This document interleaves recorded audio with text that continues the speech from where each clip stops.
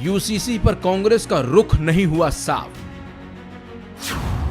जयराम रमेश ने बताया पार्टी का स्टैंड, बोले कांग्रेस अपने बयान पर कायम। भोपाल में प्रधानमंत्री नरेंद्र मोदी ने यूनिफॉर्म सिविल कोड पर बयान क्या दिया।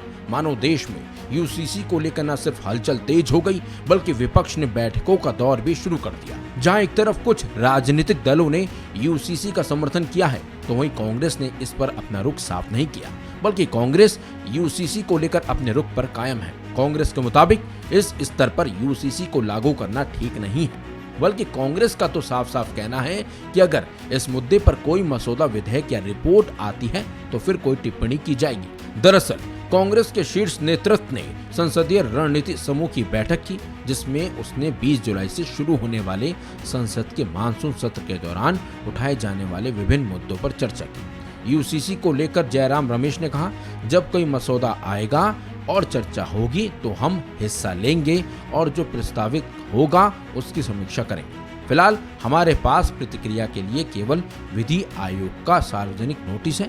कांग्रेस अपने बयान पर कायम है क्योंकि कुछ भी नया नहीं हुआ।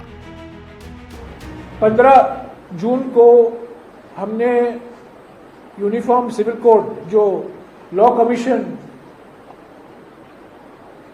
ने एक नोटिस जारी की थी 14 जून को कि उन्होंने जनता से और विभिन्न संस्थाओं से अपने विचार मांगे थे।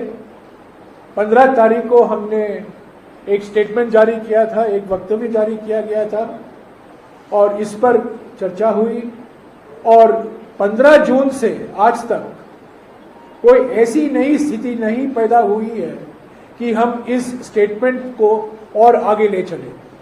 यानी कि जो हमने 15 जून को कहा था वो उसी पर हम अडिग हैं और जो लॉ कमीशन ने विचार अलग अलग संस्थाओं से अपनी राय मांगी है उस पर जो हमने टिप्पणी की थी वो आपके पास है। मैंने खुद हिंदी में और अंग्रेजी में एक बयान दिया था। 15 तारीख जून को मैंने कहा था पार्टी की ओर से, वो आज भी हम दोहरा रहे हैं। इस बीच केंद्रीय मंत्री पीयूष गोयल का भी यूसीसी को लेकर बयान सामने आया है, जिसमें उन्होंने कहा, हमारे पास बहुमत है और मुझे लगता है कि अन्य पार्टी के कई ऐसे नेता हैं जो चाहते हैं कि देश को जोड़ना चाहिए, तो ऐसे में कई पार्टी बीजेपी का यूसीसी पर समर्थन करेगी। कोई दिक्कत नहीं, हमारे पास पूरी मेजॉरिटी है और मुझे लगता है कई और पार्टियों में भी ऐसे नेता हैं जो इसको चाहते हैं, जो देशभक्त के हिसाब से चिंता करते हैं कि देश को बांटना नहीं चाहिए, देश को जोड़ना चाहिए। तो मुझे लगता है इसमें कई पार्टियां भाजपा का समर्थन करेगी, यूनिफॉर्म सिविल कोड का समर्थन करेंगी और ऐसे पूरे देश को एक गठबंधन में बनाने के लिए जो प्रयास है वो सराहनीय है।